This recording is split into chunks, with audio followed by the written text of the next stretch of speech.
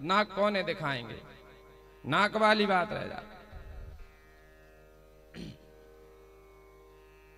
तो हमें रामायण से, रामचरितमानस से सीखना चाहिए कि राज करना है तो कैसे करना है। राज से भैया क्या हो, अब भलाई करना है तो भलाई तो वैसे भी हो जाएगी। जरूरी थोड़ी है कि आप राज सिंहासन पर बैठकर ही भलाई करो। कुछ ऐसे व्यक्ति होते हैं कि भलाई की पूछो ही मत। एक गुरुजी ने कहा, 3 चेला थे उनके, बेटा पर स्वार्थ कर लिया करे, परोपकार करना सबसे बड़ा धर्म है, इसलिए दूसरों का भला किया करे, मदद किया करे। तीनों चेलों ने कहा, जी गुरुजी आपकी आज्ञा सिरोधारी है।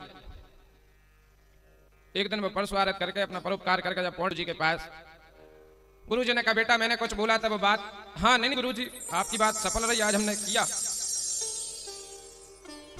कहीं क्या पर स्वार्थ किया?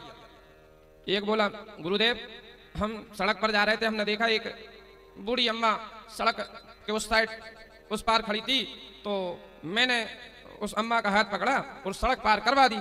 गुरुजी प्रसन्न हो गए, वाह बेटा बहुत अच्छा, ऐसी जय होता है गुरु भक्ति, बहुत अच्छे बहुत अच्छे। दूसरे से पूछा, तुमने क्या पर स्वार्थ किया है? दूसरा बोला, महाराज उसी अम्मा को हमने हाथ पकड़ के इस साइड ये लाया था और इस साइड से उस साइड हमने पार करवा दी सड़क। गुरुजी कहने लगे, हो सकता है उसे कोई सामान वामान भूल गई होगी तो जाना होगा इसलिए। अच्छा कही ठीक है, अच्छा रहा। तीसरे से कहा, भाई तुमने क्या पर स्वार्थ किया है? तीसरा बोला, महाराज उसी अम्मा को हमने उस साइड से इस साइड ले आए। गुरुजी चौंके, एक ही माता जी को तुम तीनों ने सड़क पार करवाई, ये कैसा? तो वो तीनों बोले, दरअसल बात ये है गुरुदेव, वो माता जी सड़क पार करना ही नहीं चाह रही थी, हम तो जबरदस्ती कर रहे थे, परोपकार तो करना है। तो ऐसा पर स्वार्थ भी नहीं, नहीं एक व्यक्ति को और दूसरे के मकान में फोड़ भी लग दो गहती मारने के लिए कुदाड़ी। उसने कहा, क्यों भाई हमारा मकान क्यों गिरा रहा है? कहीं मैं पुरुषार्थ करने वाला हूं, जब तक पुरुषार्थ नहीं कर लेता हूं, कोई काम नहीं कर लेता हूं, तब तक भोजन नहीं करता हूं, मैं खरे पसीना की खाता हूं, जब तक अपने शरीर से पसीने की बूंद नहीं निकाल देता हूं तब तक मैं भोजन नहीं करता हूं।